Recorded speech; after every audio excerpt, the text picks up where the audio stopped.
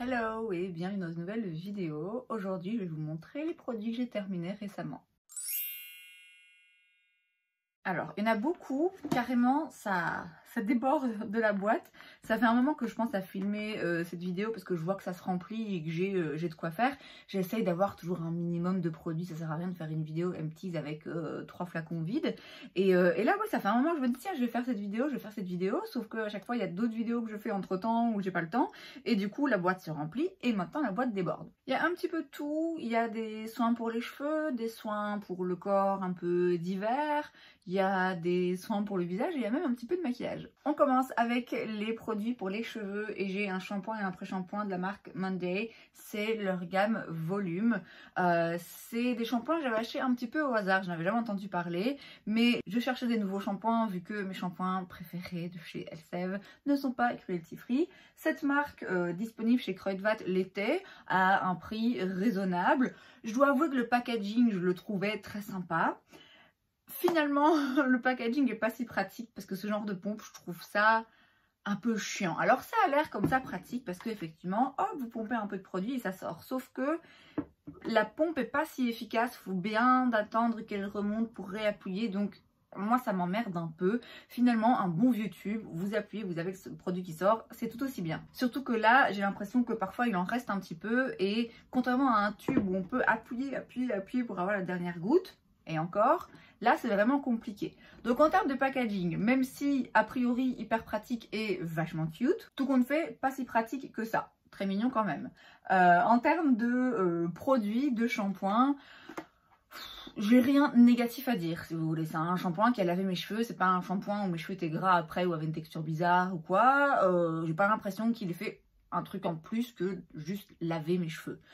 Donc il est pas dingue, mais il est pas mauvais si vous voulez.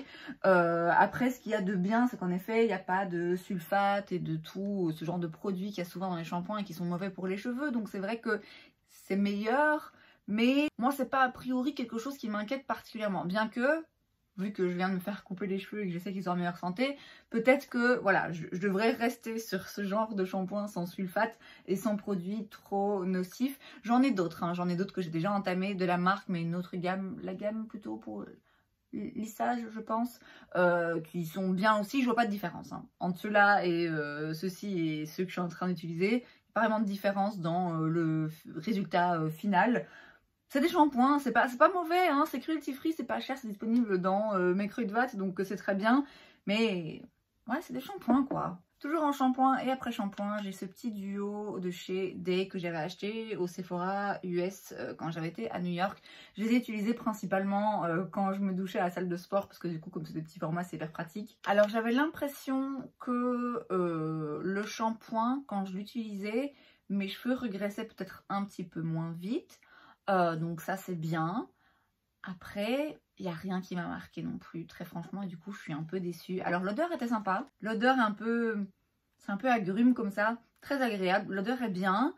C'est pas un mauvais, c'est pas des mauvais shampoings après shampoing, c'est pas des mauvais produits, mais encore une fois, bof sans plus. Or, contrairement aux produits Monday, là c'est vraiment pas donné. Donc là ça me dérange un petit peu plus si vous voulez, parce que si je paye un prix un peu luxe pour des produits cheveux, même si c'est pas encore non plus le luxe du luxe, mais voilà, c'est des prix un petit peu plus chers, je veux avoir le résultat. Or là, moi, j'ai pas eu l'impression d'avoir une grosse différence. Ensuite, j'ai le soin numéro 3 de chez Olaplex. C'est donc le soin qui répare et renforce tous les types de cheveux. C'est un soin qu'on fait sur cheveux mouillés, qu'on laisse poser un moment avant de faire les shampoings. J'en ai un autre entamé, il me semble. J'ai pas déjà fini? Si, celui-là c'est le deuxième. J'en avais déjà vidé un. Oui. J'avais déjà vidé un petit tube, c'est un tube, un format voyage, il n'y a pas grand chose ici, il y a 20 ml, donc il y a 2 utilisations en gros, et j'en avais déjà vidé un, c'est des petits produits que j'avais eu dans des kits ou en cadeau ou je sais plus, et le problème c'est que, même si c'est déjà bien de pouvoir les tester, je sais qu'il n'y a pas suffisamment de produits que pour que je le teste sur le long terme et que je vois vraiment les effets, parce que je pense que c'est le but de ce genre de produit, c'est de réparer les cheveux mais sur le long terme. C'est pas un masque où ok on le met une fois et hop on a les cheveux un petit peu plus doux. Alors oui, bon forcément c'est un soin donc vous avez les cheveux sur le moment un petit peu plus doux, mais c'est surtout pour les effets sur le long terme que ça peut être intéressant. Or il n'y a pas assez de produits pour que je teste ces effets sur le long terme. Donc voilà, ma foi, j'aimais bien le faire. J'avais l'impression de faire vraiment un bon soin pour mes cheveux et de faire quelque chose qui allait les remettre un petit peu en bonne santé, même s'il n'y a pas de miracle, à un moment donné, il faut couper. Je sais pas si je serais prête un jour à acheter un soin format classique chez Olaplex parce que c'est pas donné et en même temps j'en entends dire beaucoup de bien. Je sais pas, je suis toujours un petit peu sceptique, pas encore prête à dépenser l'argent pour acheter le produit. Et enfin j'ai une laque tout simplement de chez la marque Carrefour parce que les laques, je vous avoue que moi je m'en fous de dépenser des cents et des mille pour avoir une meilleure laque parce que je l'utilise uniquement quand j'attache mes cheveux et quand je les plaque bien parce que j'ai les cheveux gras. Donc voilà, tant qu'elle plaque un peu, bah voilà, elle fonctionne. J'ai rien à dire, c'est une laque. J'ai 2 déodorants à chaque fois chez Rexona. Je pense pas que ce soit cruelty free, hein, la marque Rexona, mais ça c'est un sacrifice que je suis pas prête à faire parce que j'ai trouvé un déo qui fonctionne vraiment très bien sur moi et que je refuse de tester un autre déo et de prendre le risque de me retrouver avec un produit avec lequel je sens quand même la transpiration et du coup bah je le jette et je dois en réessayer un autre jusqu'à ce que je trouve quelque chose qui me convienne et qui soit cruelty free. Non, franchement je suis désolée mais enfin je suis désolée, vous vous en foutez, mais je suis désolée à moi et aux animaux. Non, Rexona, je reste avec, même si c'est pas cruelty free. Celui-ci, c'est celui que je prends tout le temps, c'est mon déodorant. Et celui-ci, il a une odeur un petit peu différente. C'était un petit format, je pense que j'avais acheté une fois où justement j'avais pas trouvé celui-là. Et comme c'est un petit format, je l'emmenais à la salle de sport. Donc très bon déodorant, rien à dire. Gel douche, j'en ai 2. J'ai celui à la vanille bio du Petit Marseillais. Alors je vous avoue que ça sent pas mauvais, mais c'est une odeur de vanille un petit peu plastique. Je sais pas comment l'expliquer. Il y a une note de plastique dans ce gel douche. Je sais pas pourquoi, il y a quelque chose d'un peu... Ça sent bon, hein, ça sent bon. Mais quand j'ai envie d'un gel douche à la vanille, c'est pas forcément ça que j'ai en tête. Pas impossible que je le rachète. Je sais pas si c'est cruelty free le Petit Marseillais.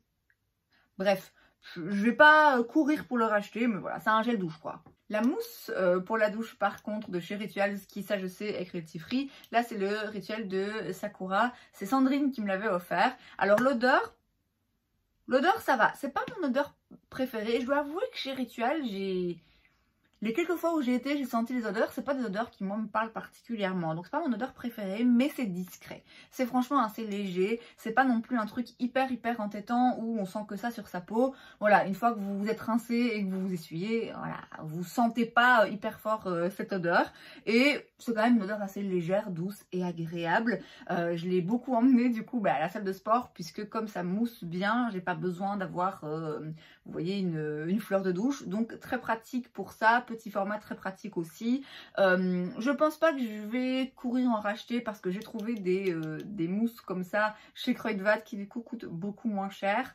Là c'est quand même pas donné, hein, Rituals, mais je dois avouer que le produit est sympa et le format est pratique. J'ai un dissolvant de chez Kruidvat, c'est leur dissolvant avec de l'acétone. Très bien, c'est le dissolvant que j'achète à chaque fois parce qu'il est efficace, il est pas cher. Rien de plus à dire. Chez Kruidvat, j'ai la Nourishing Body Oil, c'est donc une huile pour le corps. Moi j'ai celle à l'huile d'avocat et d'argan. C'est vegan, cruelty free et c'est Kruidvat, donc c'est pas cher. Et c'est ça qui fait que j'ai déjà racheté ce produit et j'en viens déjà presque à bout. Alors l'odeur, je suis pas fan. Il y a, je sais pas comment expliquer.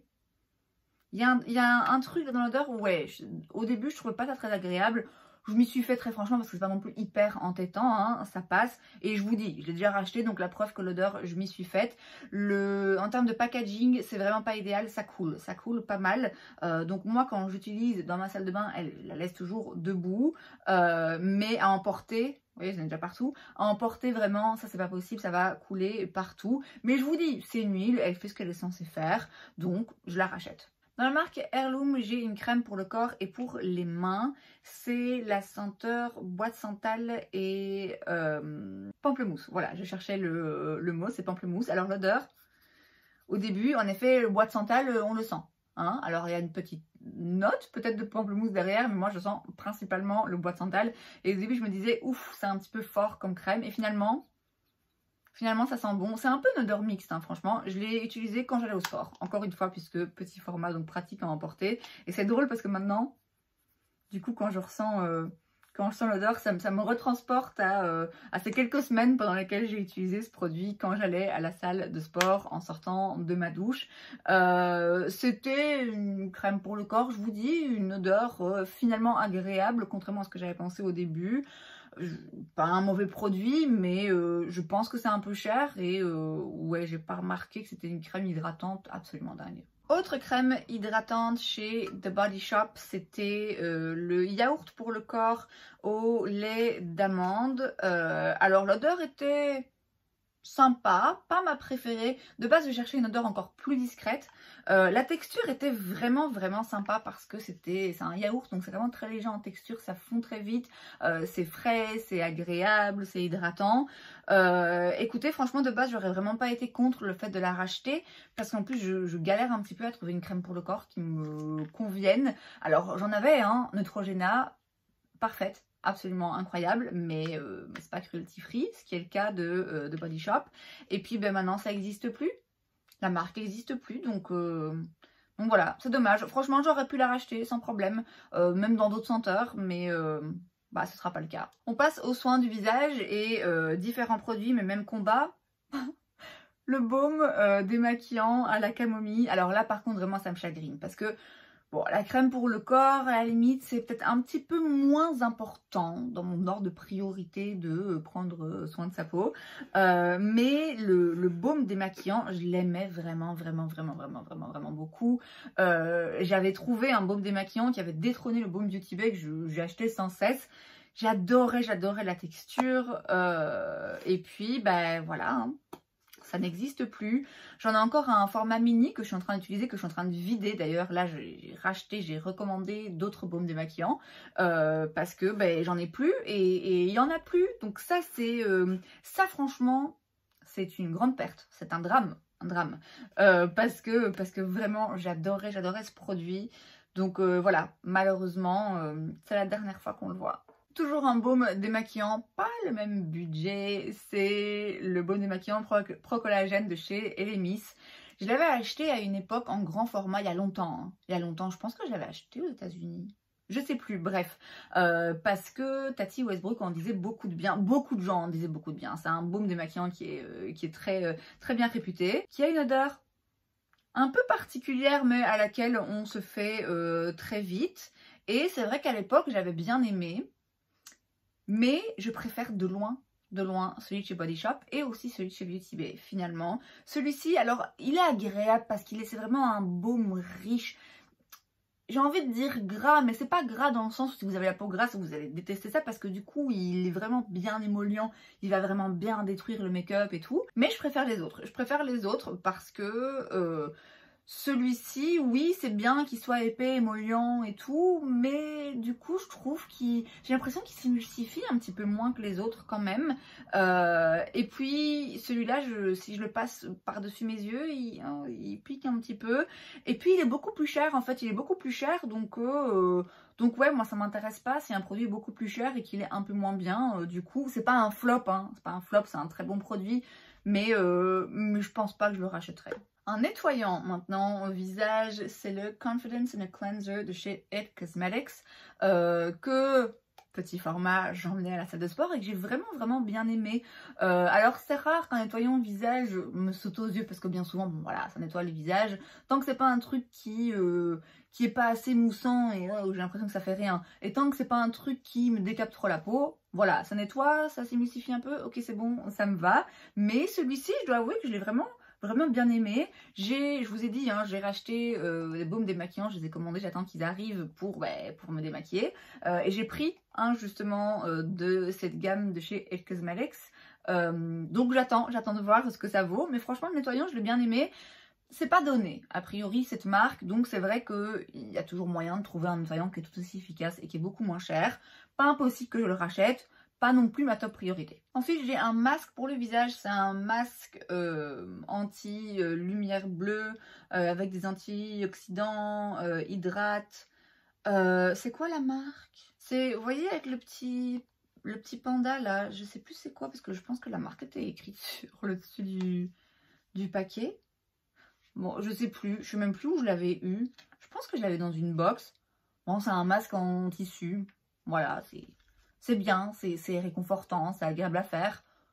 Je ne veux pas racheter celui-là particulièrement. Chez Estée Lauder, j'ai la Revitalizing Supreme Plus crème globale anti-âge pouvoir cellulaire en tout petit format que vous l'aurez deviné, j'emmenais à la salle de sport.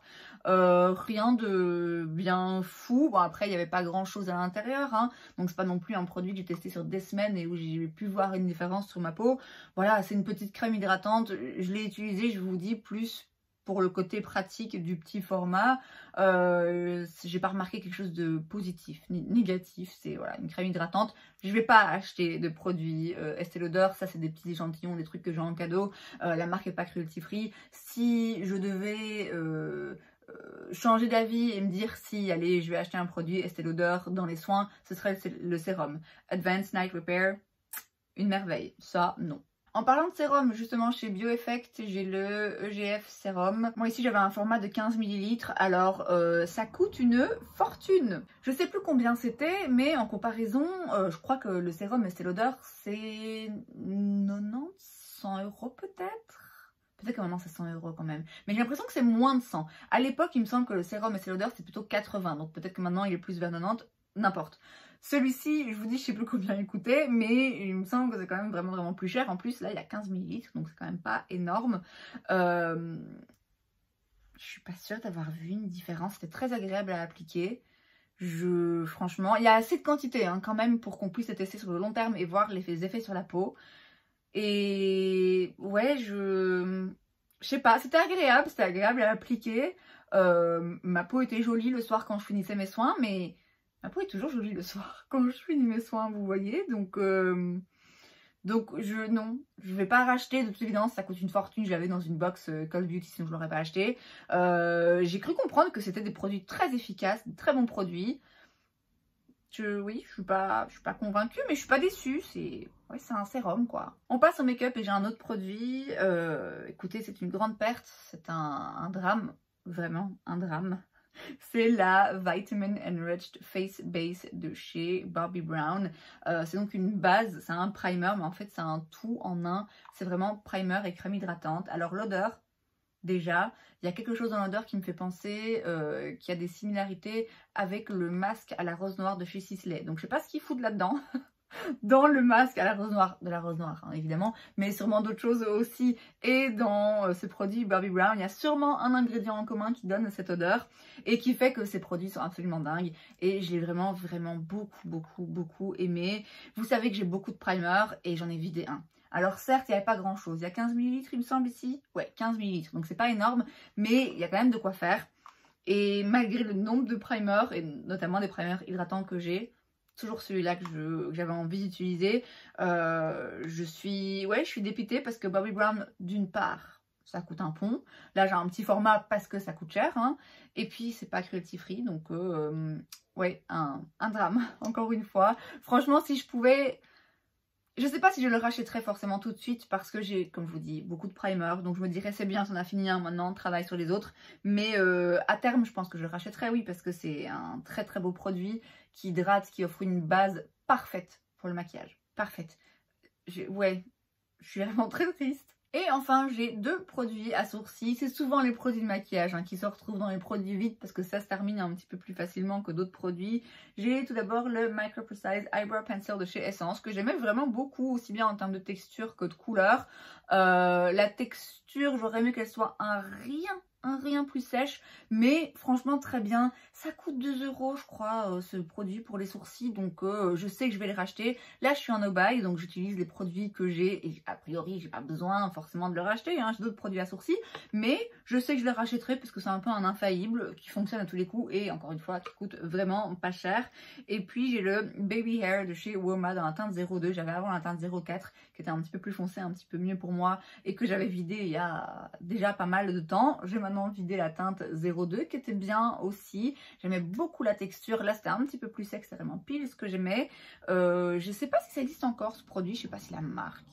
Si, je crois que la marque existe toujours, mais je sais pas où elle est disponible. À l'époque, je l'avais acheté sur Beauty Bay un peu par hasard et j'avais vraiment bien aimé.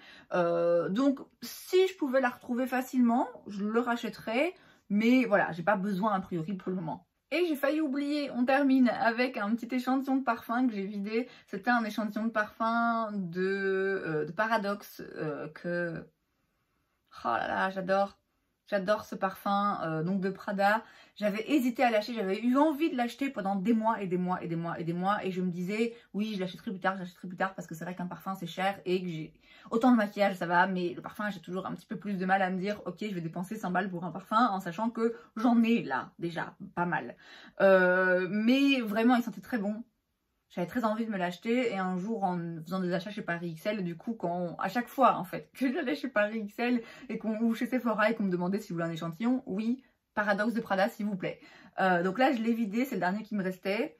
Et donc je vous disais, j'ai voulu l'acheter pendant des mois, j'ai repoussé. Juste parce que voilà, je préférerais dépenser mon argent dans du make-up. Et puis j'ai pris cette grande décision de ne plus acheter de produits qui n'étaient pas cruelty free. Et Prada n'est pas cruelty free. Donc tout à coup je me suis dit merde, mais je voulais acheter ce parfum, pourquoi je l'ai pas acheté plus tôt? Alors, j'ai fait une exception hein, pour la poudre Givenchy et vous l'avez vu dans une vidéo récemment, je suis franchement pas à l'abri de refaire des exceptions à l'avenir, donc pourquoi pas faire une exception aussi pour celui-ci.